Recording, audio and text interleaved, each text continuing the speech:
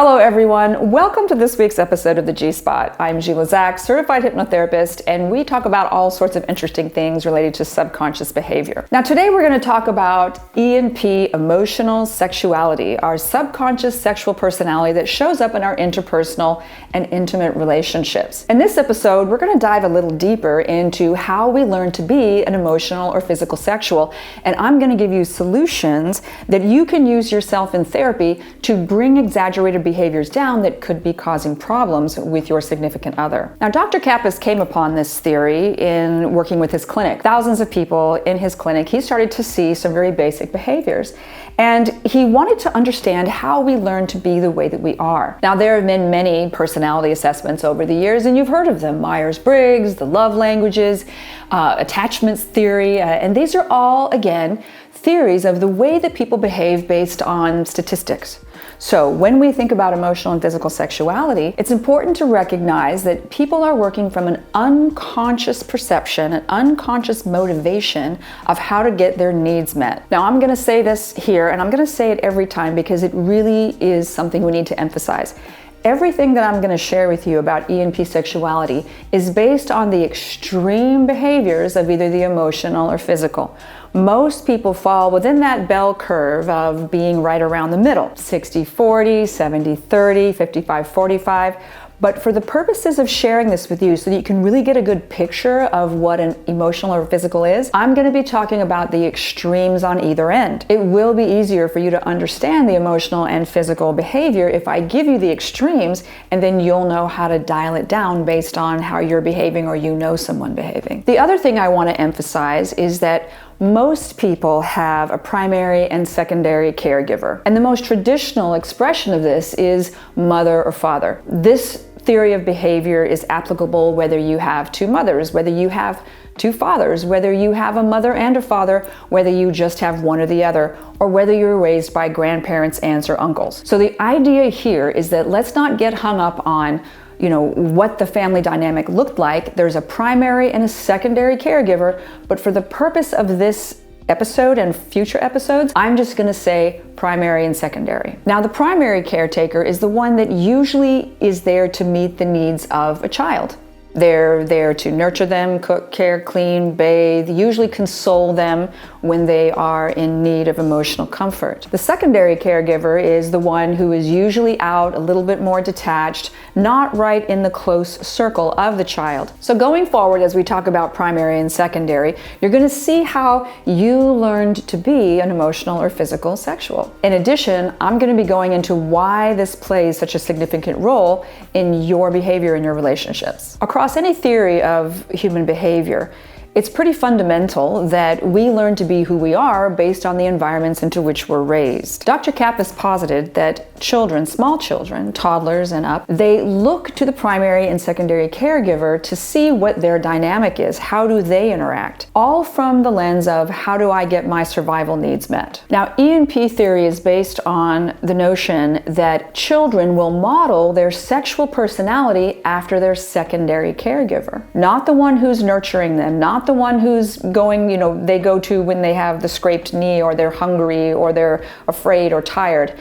They actually model their behavior after the other parent. Now, why would this be? I want you to imagine that you're a little toddler and you're observing your parents and you see that primary caregiver, are they the one that always comes forward? Are they always coming to check on you, to check on their partner? Are they the ones who are always nurturing and doing and going out, physically coming forward? Well, then the child learns, I don't really need to do much. I just need to sit back and wait for primary caregiver to come to me. To get my needs met, I just need to be me. Now let's say it's the opposite.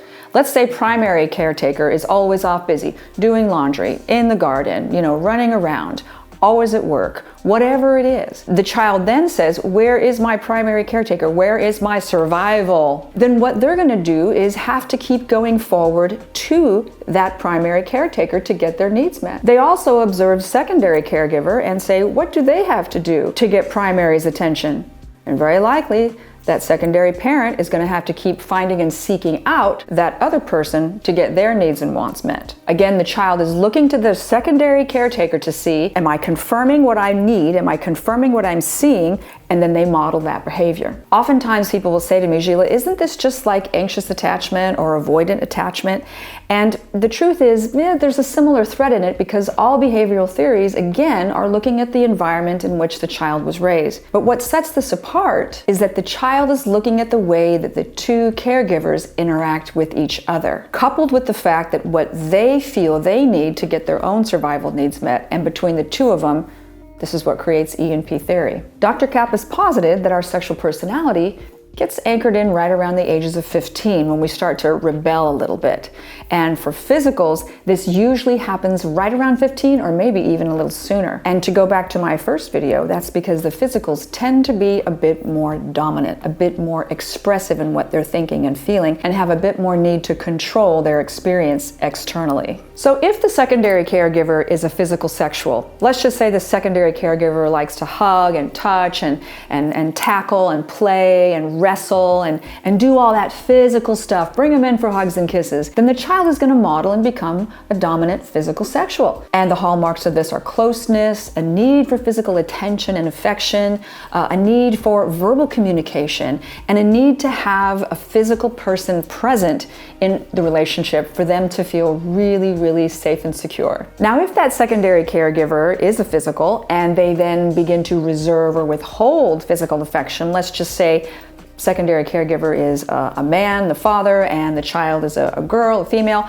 As she starts to develop, if father has his own issues with body or sexuality and then starts to withhold all that physical affection that he once gave to that little girl, then that little girl is going to, around the age of puberty when she develops, recognize that separation and withholding of physical attention and will likely move a little bit closer to that emotional spectrum. So what happens if it's the opposite? If secondary caregiver is an emotional or intellectual sexual, then the child is going to model after that. They're going to see that they intellectualize their emotions. They don't necessarily need to express them or feel them. They don't have a lot of need for contact and touch because they know that primary caregiver is going to come to them.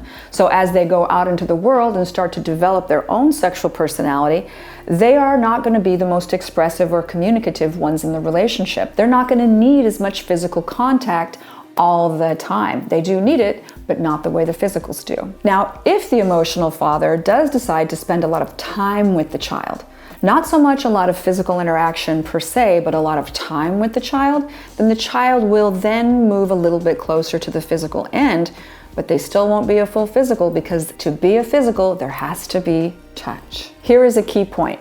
If physical sexuality is already set in the adolescence, if there is rejection, if parents get divorced, if father leaves or mother leaves, whichever the secondary caregiver is, and there's that profound rejection, that's going to increase the physicality for the physical sexual. If it has not been set, then it's going to increase the child becoming an emotional sexual. So how does hypnotherapy play into all of this? If the physical has been rejected and they're feeling really anxious, they're feeling really insecure in the relationship, we're going to look at where was that core rejection? Where did we first learn to be a very anxious physical? Where did we first learn to take a very natural occurring behavior and have it express itself in an unhealthy, exaggerated way? So whether that's the physical that becomes more physical, more needy, more anxious in that attachment, or if it's the emotional that then kind of gets lost in their head and shuts down emotionally. They have a hard time connecting intimately. There's a disconnection in their body. This is where the hypnotherapy can go in and say, how can we take those experiences and reframe them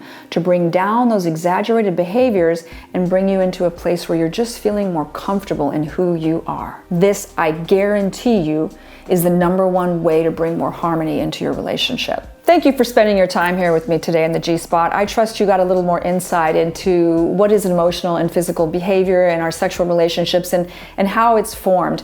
And in the next episode, we're going to talk about the 4 core traits that we need to look at to see, Are we emotional? Are we physical? And how, again, hypnosis can help us to create a more harmonious expression of who we were naturally born to be. If you found this content useful and helpful, please like and subscribe, share with people so that they can get this information too and bring more, well, let's just say balance and more peace of mind into not only their own hearts and bodies, but those of their partner. And if you have any questions or comments, please be sure to leave them below, and I look forward to hearing from you, and we'll see you next time on the G-Spot.